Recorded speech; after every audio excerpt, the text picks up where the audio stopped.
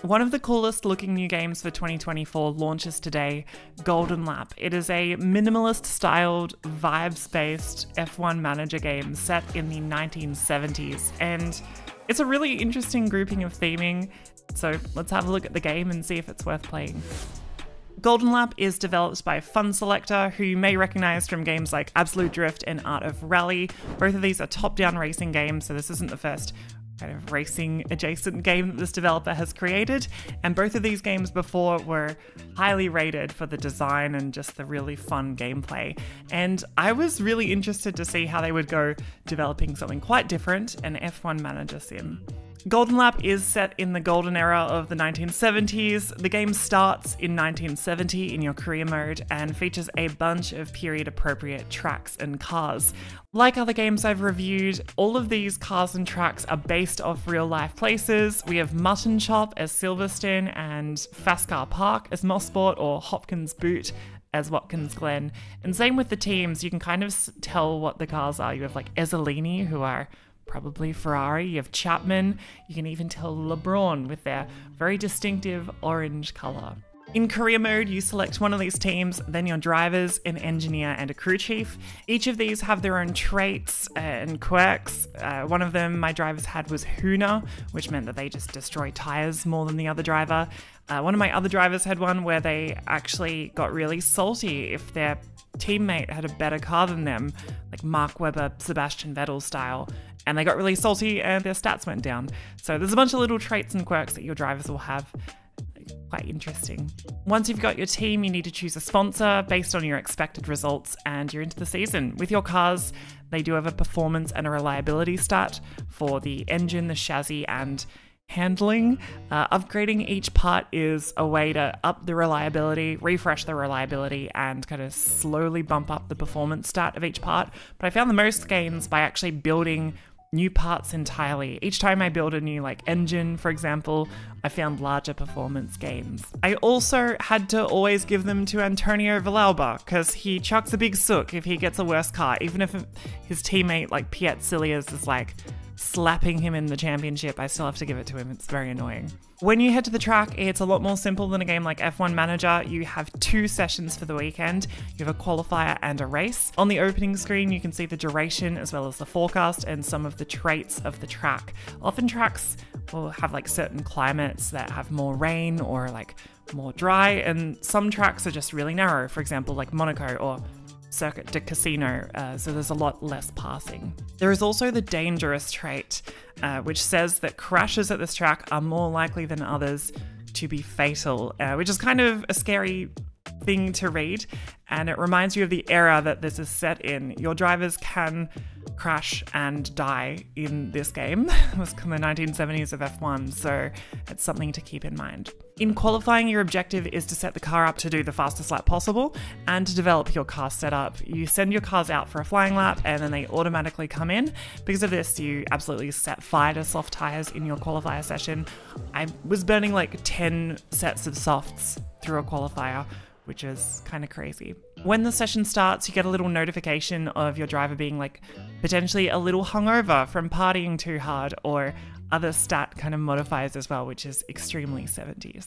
After your drivers come back from each run, you have a limited amount of tokens to spend on improving each part of your car. So it's kind of strategic how you do this, and it's kind of betting on your tokens if you want to kind of bet on a risky result or a more conservative one. For example, you can spend 6 tokens and you can get between 1 and 17 points. Or you can spend 2 tokens or 1 token, you'll get 2 to 5 points. So you've got to kind of weigh up those decisions in your head, and your aim is to get as many points as possible before for a part without getting into the red section at the very end of the bar where you get a stats lost. If you get it into the orange just before the red section at the end, you get a golden tune and a stats boost to your car. There are yellow flags and red flags in the qualifier and the race as well, so that'll keep you on your toes. The red flag is especially scary when somebody crashes and you don't know if they're okay. It's a little scary.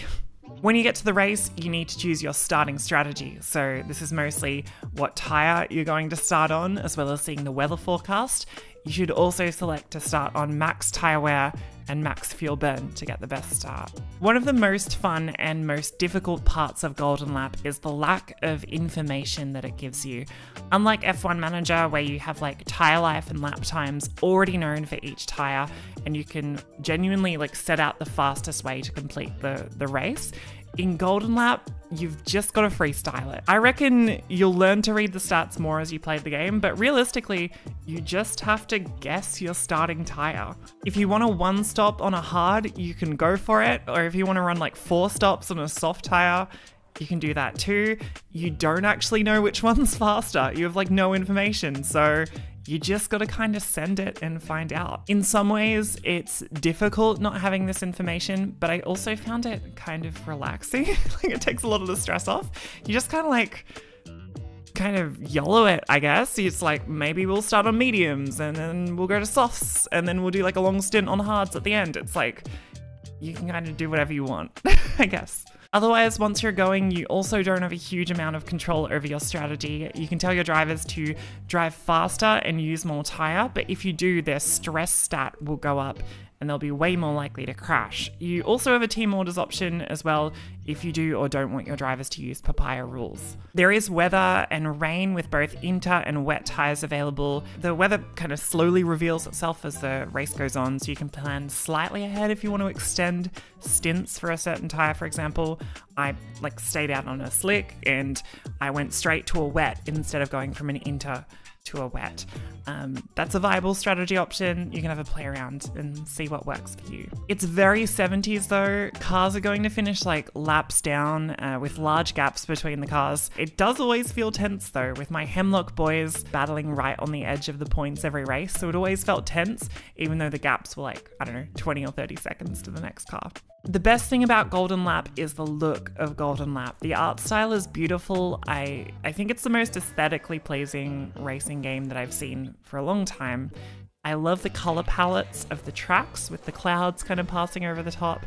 I love the brightly colored dots and the buttons that look and feel really satisfying to click. I love the look when I like golden tune a part in the car and it glows orange and it plays a little sound effect. It's so nice to play with and it looks great. I think the little details are also really good. You can hover your mouse over certain corners, for example, at a racetrack, and it'll give you like a corner name for each one, which is a really nice touch. Even the sounds are great. Every time that a car passes past pit lane on a lap, you'll hear the car go past, which is really cute. Another thing that I found out in my time playing is that this game has mod support. I've already found an unofficial 1984 mod on the Steam Workshop that replaces like all the teams and drivers. So if you're into modding and creating all sorts of stuff, you can. I'm sure we'll see a 2024 mod very soon. That'll be very funny to see.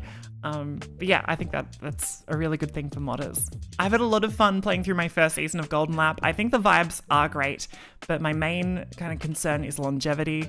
The core gameplay loop is also kind of samey, with you just throwing tires at drivers and just kind of seeing where they end up.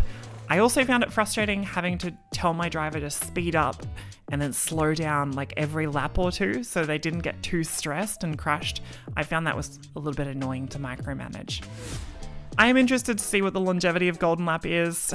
The stats should change as you go from season to season, and I'm interested to see what that looks like. Along with the modding support, I can see this being a game that you can get like many hours out of. Alongside a game like F1 Manager though, it is missing a lot of features and gameplay elements that I really enjoy. Golden Lap launches on Steam today and it's apparently going to be $15 US, which is pretty economical, I think, and for that I recommend going out and buying it. You'll get a lot of fun for your dollar. I think the vibes are wonderful. I'm really excited to play this on stream a bunch, and I hope you enjoy it too if you buy it. If you do, let us know in the comments your thoughts. Otherwise, if you like the video, you can leave a like and you can subscribe to Overtake for more racing game and sim racing videos. I'll see you next time. Bye bye.